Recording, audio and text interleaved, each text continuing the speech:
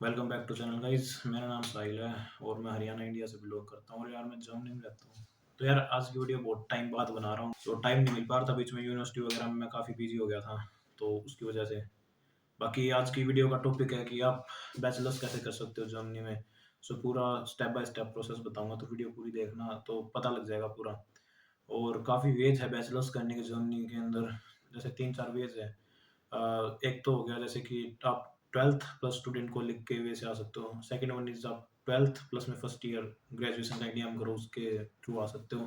Third one is आप JEE advance clear कर देते हो तो उसके बाद आप डायरेक्टली इधर आ सकते हो। और third fourth one is diploma after 10th।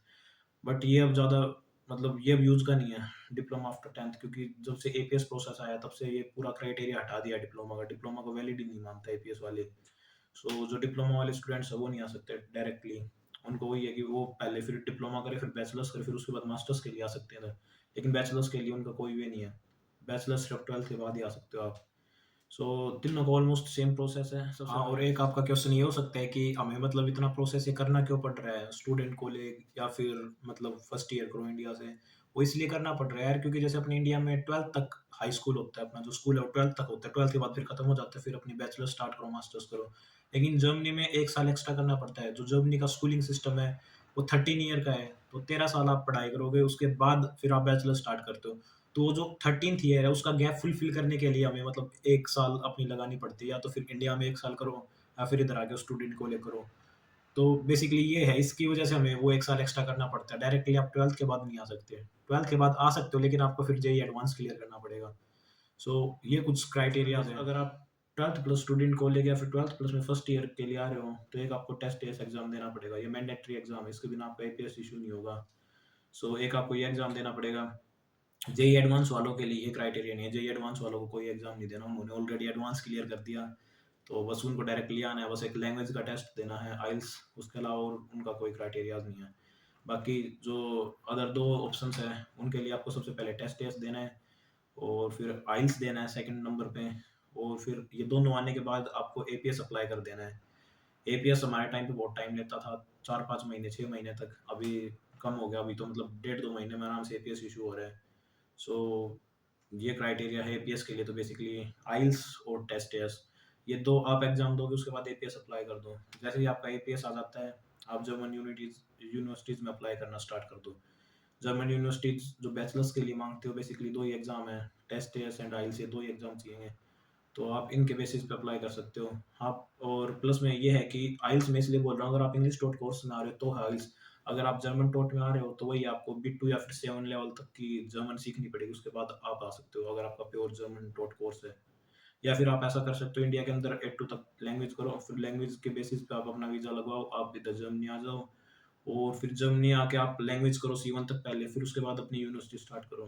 तो वो आप मतलब अपने हिसाब से देख सकते हो, आपको इंग्लिश टोट में जाना है फिर जर्मन टोट में जाना है।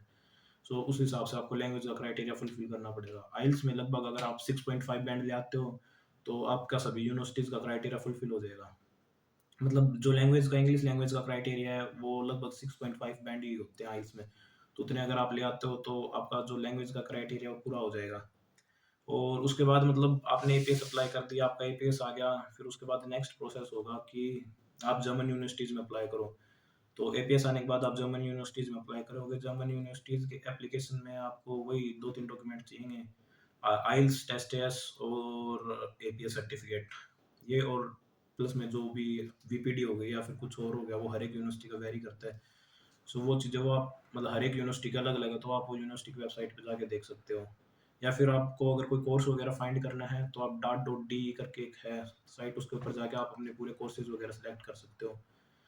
सो इतना होने के बाद जैसे आपने यूनिवर्सिटी में अप्लाई कर दिया, कुछ टाइम वेट किया, आपका एडमिट आ गया यूनिवर्सिटी से। एडमिट आते ही आपको इंस्टेंटली वीज़ा के लिए अप्लाई करना है। मान लो आपने लेट्स से 5 यूनिवर्सिटीज़ में अप्लाई किया है, लेकिन आपका एक यूनिवर्सिटी से एडमिशन आया, तो आप उस एक यूनिवर्सिटी के एडमिट से एक बार वीज़ा अप्लाई कर दो, ठीक है? उसके बाद अगर बाकी यूनिवर्सिटीज़ वाले लेट भी एडमिशन आते तो भी कोई इश्यू नहीं है, आप यूनिवर्सिटी इधर जर्मनी आके चेंज कर सकते हो, कोई ऐसा हेक्टिक प्रोसेस नहीं है। मैंने खुद ने सेम यही प्रोसेस किया था, मैंने इधर आके यूनिवर्सिटी चेंज की थी अपनी। बट वही है कि आपको अगर अपना काम एकदम स्पीडली करना है, तो जो आपका फर्स्ट एडमिट आ जाए उसी से आप वीज़ा वगैरह अप्लाई कर दो, एंड बस आ जाओ। वीज़ा आ जाएगा फिर आपका। वही है, वीज़ा के लिए एवरेज टाइम 1 महीना है, 20 से 1 महीना। सो इतना दिन वेट करो, आपका वीज़ा आ जाएगा एंड उसके बाद फ्लाइट वगैरह की टिकट बुक कराओ और फिर यार आ जाओ। सो बेसिकली यही है इसका प्रोसेस तो, बैचलर्स का तो। एंड इसके अलावा जो टेस्ट है, टेस्ट के अंदर कोई स्पेसिफिक रिक्वायरमेंट नहीं है स्कोर की।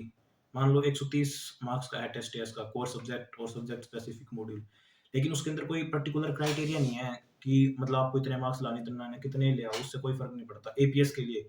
हाँ, अगर आपकी यूनिवर्सिटी पर्सनली मांग रही है कि हमें 100 प्लस चाहिए या फिर 95 प्लस चाहिए, तो वो आपको अपनी यूनिवर्सिटी के हिसाब से देखना पड़ेगा, फिर आपको उतना स्कोर करना पड़ेगा उस यूनिवर्सिटी में एडमिशन लेने के लिए।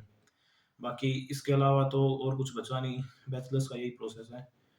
और बैचलर्स में जब आप यूनिवर्सिटीज़ में अप्लाई करोगे, तब 2 ऑप्शन होते हैं, या तो आप डायरेक्टली यूनि असिस्ट के थ्रू अप्लाई करो या फिर आप डायरेक्टली अप्लाई कर सकते हो।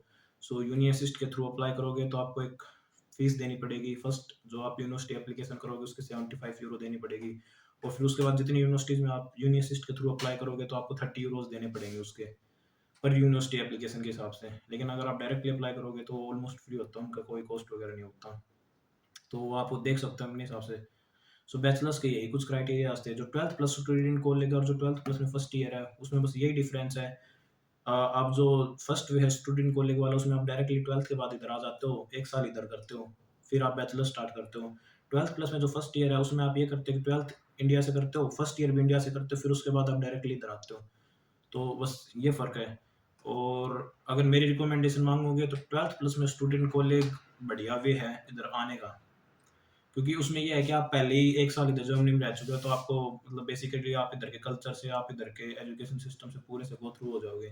डायरेक्टली बैचलर्स करने आओगे तो उसमें कोई ऐसी प्रॉब्लम नहीं है, बट हाँ, मतलब अगर आप बेस्ट वे पूछोगे कि इन दोनों में से कौन सा अच्छा वे है, तो 12th प्लस स्टूडेंट कॉलेज है वो बेस्ट वे है। और इसके अलावा अगर आपने जेईई एडवांस क्लियर कर दिया तो आपके लिए मतलब सब कुछ ठीक है।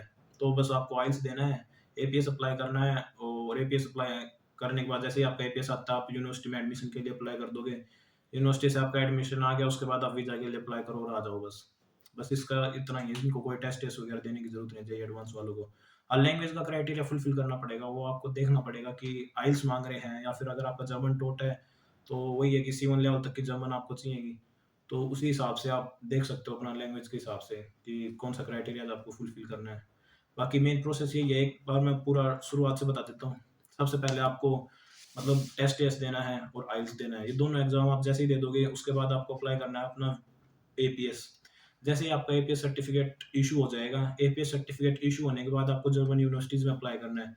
जर्मन यूनिवर्सिटीज़ में अप्लाई करोगे, आपका उधर से एडमिशन आ गया। उधर का एडमिशन आने के बाद आपको करना है वीज़ा अप्लाई। वीज़ा के लिए मैं एक अलग से वीडियो बना दूँगा, कौन-कौन से डॉक्यूमेंट चाहिए, पूरा क्राइटेरिया उसके लिए। सो आपको आपने वीज़ा अप्लाई किया, उसके बाद आपका 20 से 1 महीने के बीच में वीज़ा आ जाता है। मतलब लगभग एक एवरेज टाइम यही है, बाकी पर्सन टू पर्सन वेरी करता है। तो आपका वीज़ा आ गया, उसके बाद डायरेक्टली फ्लाइट बुक करो और बस यार आ जाओ, हो गया आपका सारा काम।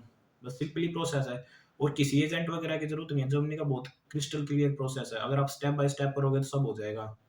ठीक है, तो मैंने अपना प्रोसेस पूरा खुद किया था, तो आप भी खुद कर सकते हो, कोई ऐसा है नहीं, बस स्टेप बाय स्टेप चलते जाओ और हो जाएगा आपका प्रोसेस। तो यार यही था, और मेरे को लगता नहीं है कि कोई पॉइंट बचा है। और बस ठीक है, आज की वीडियो में फिर इतना ही। और अगर वीडियो पसंद आई तो लाइक कर देना, कोई भी डाउट हो तो कमेंट कर देना, कमेंट्स का 100% रिप्लाई मिलेगा, कोई दिक्कत नहीं। और बस ठीक है, चैनल को सब्सक्राइब कर देना अगर वीडियो अच्छी लगी हो तो। चलो भाई, अगली वीडियो में मिलते हैं, बाय।